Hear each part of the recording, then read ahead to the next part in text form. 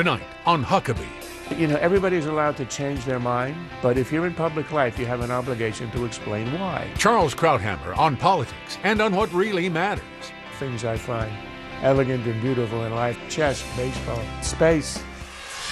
And it's like sitting on God's front porch, looking back at a small part of the universe that he created. the last man to walk on the moon, Gene Cernan, joins the governor. Plus, The first thing to come out of my mouth was negative. Everything was bad. how trips to the Holy Land are helping America's heroes heal from their emotional scars of war. I think Israel gave me a little spark.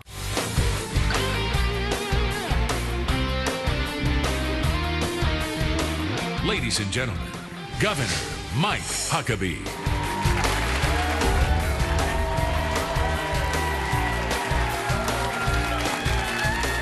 Thank you. Thank you, everybody. And welcome to Huckabee from the Fox News studios in New York City. Great audience here. Let me just say, as you and your family enjoy Thanksgiving weekend together, it really would be a great day to make a list of some things that you should be thankful for, but maybe never thought about. Now, when I heard about a community in New Jersey who complained that the sound of reveille and the Star-Spangled Banner from a nearby Navy base disturbed their peace, my reaction was not one of sympathy for their pain. I live on the Gulf Coast these days, surrounded by some of America's premier military installations. Eglin Air Force Base, home of the F-35 Joint Strike Fighter, along with Hurlburt Field, the training center for Special Ops Forces, are both near Fort Walton Beach, which is just a few miles from me. Tyndall Air Force Base is in nearby Panama City, where F-22 Raptors, Ospreys, and helicopter gunships are deployed. And the Pensacola Naval Air Station, not too far west of me, is home of the Blue Angels. Coast Guard helicopters and patrol boats are a welcome sight to my eyes, because these are the tough hombres who fly into a storm to sometimes rescue people who are as dumb as the Coast Guard is brave. I'm used to low-flying aircraft zooming right above my house, sometimes rattling the windows. I can see Navy ships out in the Gulf at a distance going through maneuvers. And my reaction when the planes come screaming near is to smile and say thank you, because those sounds are not the sounds of annoyance. Those are the sounds of freedom, and I never tire of hearing them. Those sounds means that the most motivated and highly trained men and women in the history of the military are on the job to provide a safety net of security for my family. I'd much rather prefer to have the windows rattle from the sounds of a fighter jet flying low over my house in a training mission than the sound of a bomb in my front yard put there by America's enemies. Well, I know in fact I feel that way. I tell you this, if the Army, Navy, Air Force, Marines, or Coast Guards, if they want to blast reveille or the national anthem in my neighborhood in the morning, so be it. Because if they're getting up that early to protect me, then I sure as heck ought to be willing to drag my butt out of bed to salute them. I've been in parts of the world where battles are fought in the very neighborhoods where children live, or at least they've tried to live. I've been in homes and schools, synagogues and markets in Sderot in Israel with holes in the roof where Palestinians fired rockets from Gaza attempting to murder Israeli children. The sound of an F-35 over my head is far more comforting to me than the sound of an enemy rocket soaring into my kitchen. So if you hear some noise coming from a military installation near you, instead of calling City Hall and whining about it, how about a call to heaven and tell God that you appreciate being an American, and maybe you would ask if he'd please keep an eye out for those folks who are making the noise.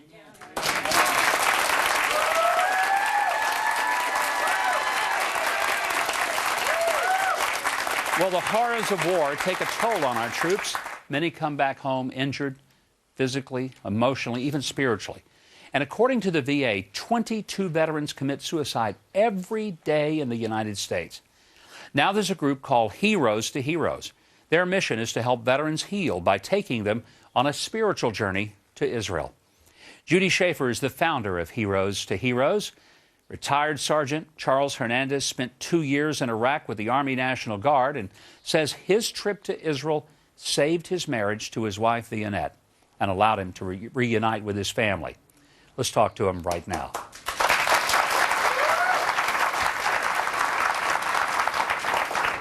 Judy, so many organizations reach out to veterans. And I'm wondering, you know, because we have these organizations, is that an indication that maybe the VA and the official government entities just aren't doing all they ought to be doing? This is a big country, and the VA has a huge, huge job. There is no way one organization can handle everything. There are so many aspects to the challenges our veterans have.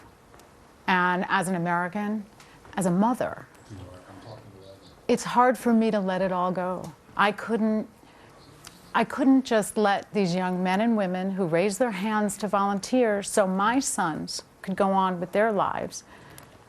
I couldn't let it go. Is that how you got started? Was that the motivation for it all? That was the motivation, and I think as parents and as American parents, my family's intact.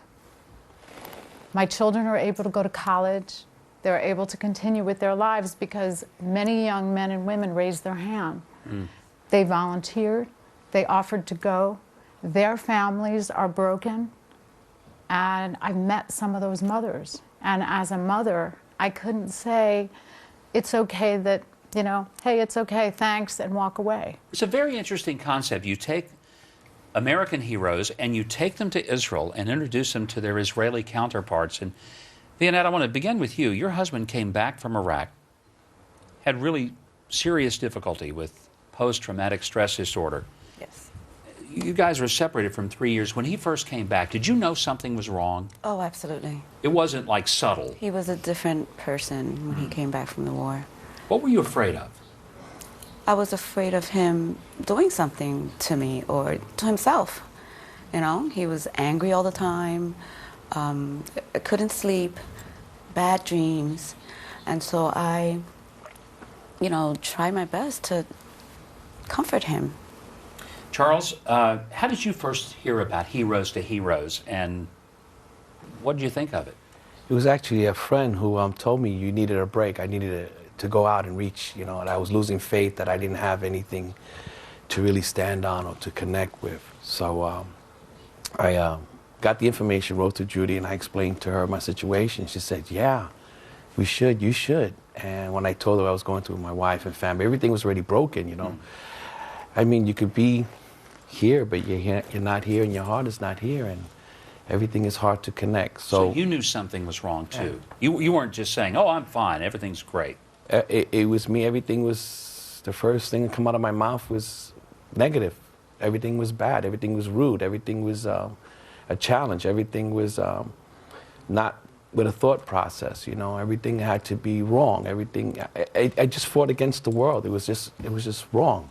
When you got to Israel, what happened? What changed? What impacted you that made things different? You know, when you go home, you want to be embraced by your loved ones. You want to be embraced by your people. You want to be embraced by those who put you there, respectfully, because there was a job that you did. I'm not Jewish, and I went there, you know, I'm a Catholic, Latino male, going to Israel. This was overwhelming for me. The first thing they did was shalom, welcome, you're home. And to say that to me, it was like, wow, you know, so it just took me to another level. And when someone says, you're home, and when I went home to the States and I didn't get the, how you doing, that took a lot out of me, you know. Did you come back home a different person when you had made the trip with Heroes to Heroes, made that trip to Israel? When you got back, what was different? I think the trip was overwhelming for me to accept, to find who I am still, to understand what I'm planning to do, what I want to do, and how I should continue on this path. I think Israel gave me a little spark in me that told me you can do it, you can try. We know you have this, but try to manage it, try to work with it. The people at the rehab, the events, the places, they all gave a helping hand to make sure that I was okay. That's Valor, your Right. service dog, who's Right. speaking up. He's disappointed that I have not asked him a question. Probably so. Yes. Probably so. By the way, Charles, that's one big dog, Yes. by the way. Yes. I understand part Lab and part Dane? Yes. I think there's more Dane than Lab in the dog. Right now, probably is, yeah. Vianette, real quickly, just tell me, when Charles came back from Israel, did you sense something was different in him? Absolutely. He was he communicated better Yeah. with me. He wasn't as angry. I mean, he still has work, you know, to do, but I want to thank Judy so much for helping my husband because it really is a different life now. Well, it's a beautiful story, and it's an incredible organization, Heroes to Heroes. You guys are celebrating your first Christmas together Yeah. this year? Yeah. Wonderful. Yeah. Well, I hope you have a magnificent first Christmas together. And Judy, thanks that you have helped make this a beautiful Christmas for them to be together. You're going to stay with us. And up next, you're going to hear from a veteran who says his trip to the Holy Land saved him from killing himself. Judy will stay with us. You better as well. We'll be right back.